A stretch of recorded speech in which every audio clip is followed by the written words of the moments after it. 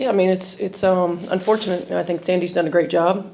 It's the unfortunate part of our business. She does it not only, from a great standpoint in terms of wins and losses, but in a way that leads with grace, that leads with dignity, that values the game and players in this game. So you hate to hear news like that.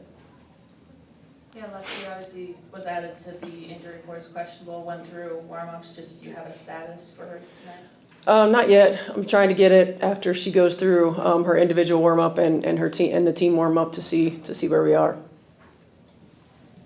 If you guys won't have Lexi tonight, what do you need to see from the rest of the group to step up in her absence? I mean, what Lexi brings us on the defensive end is huge. Her activity level, her defensive rebounding.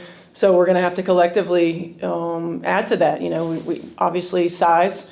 We don't have a lot of size on the perimeter. We've lost a lot of our size. So we're going to have to make sure that we're really active, that our attention to detail defensively is really good, that we have each other's back, and most importantly, that we finish plays. Like, our guards are going to have to average about 5 defensive rebounds for us.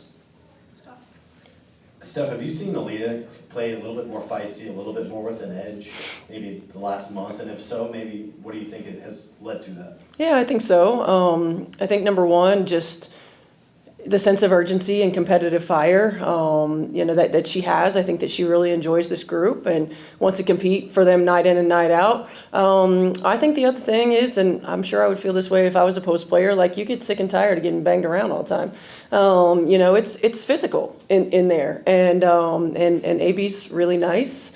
And sometimes, for us, it's really good when she starts to show that fire, and she has been.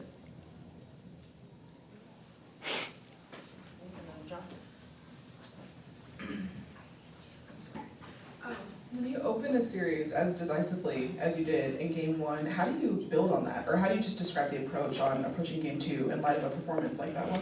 Well, I think you got to flush it. It's you have to approach every game like a one-game series. We don't expect it to be like that.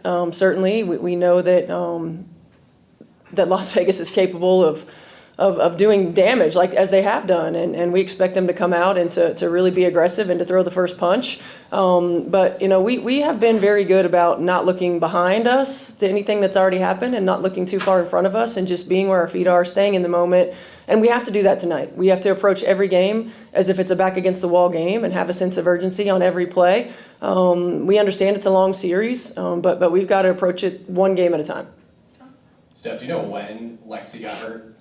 Yeah, I think her initial injury happened the very first time she got run over, which was in the first quarter. And she took a lot of hits. She took 4 or 5, pretty solid hits in the ball game. And so it just continued to get re-aggravated, and overnight was not kind to her.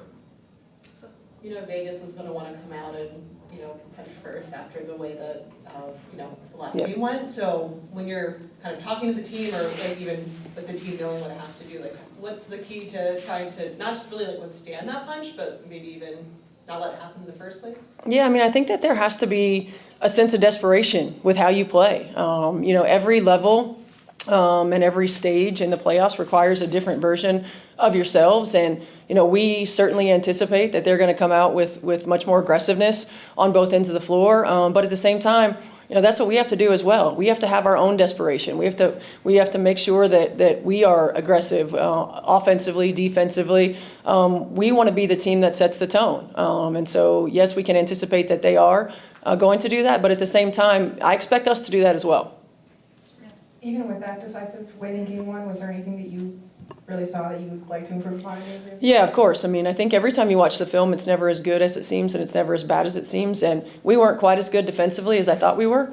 When I went back and watched it, they got off a lot of ball screen coverages that we didn't execute. They were able to score on them. They were able to get high percentage looks that they normally make. So we've got to be better in that area. We didn't get as many 50-50 balls as I would have liked. We've got to be better in that area. And I felt like even though we shared the ball really well, we still missed opportunities to make the easy pass. And we've got to be able to do that here tonight.